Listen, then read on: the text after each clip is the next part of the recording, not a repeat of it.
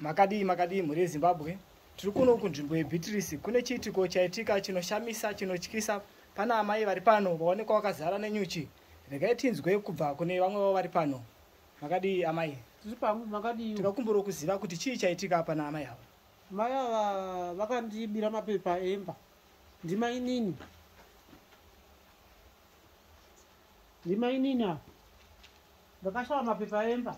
Ndobva ndavhunza vana vakati havasi kutomboziva kuti ari pai. Ndobva ndatovabvunza ivo semumwe wangu andogara naye. Vakati handizivi.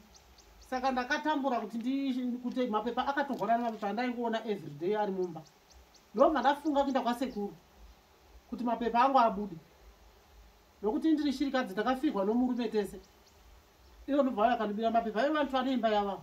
Zvino vari kubvumawo here kuti ndiwangu akatora mapepa zveshokwadi? Vari kuzviramba. Nhai amai mukatizivisawo here hamusiri makatora mapepa here? Zveshuwa ndakatora mapepa asi ndairamba kuti handina kuatora. Zvino nhasi zvandasangana nazvo izvo ndakubvuma ndinawo mapepa.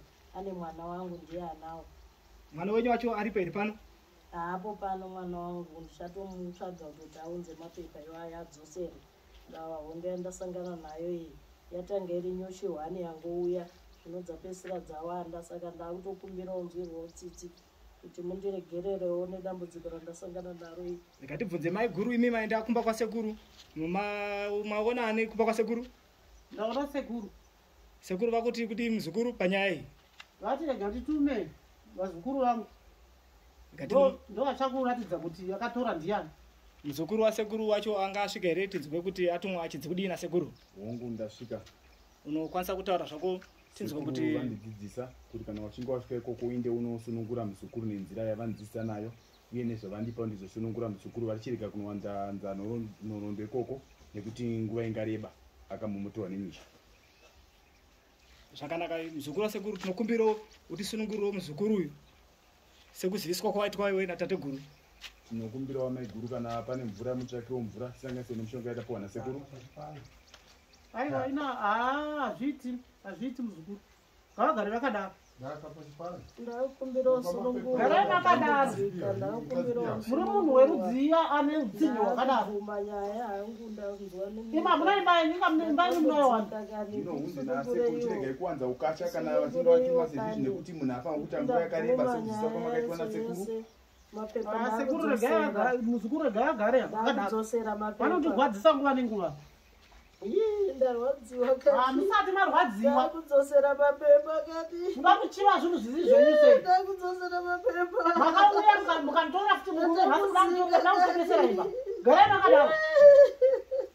Sei muchirwadzisa nguva nenguva. Mune vana vaviri chete ini ana 6.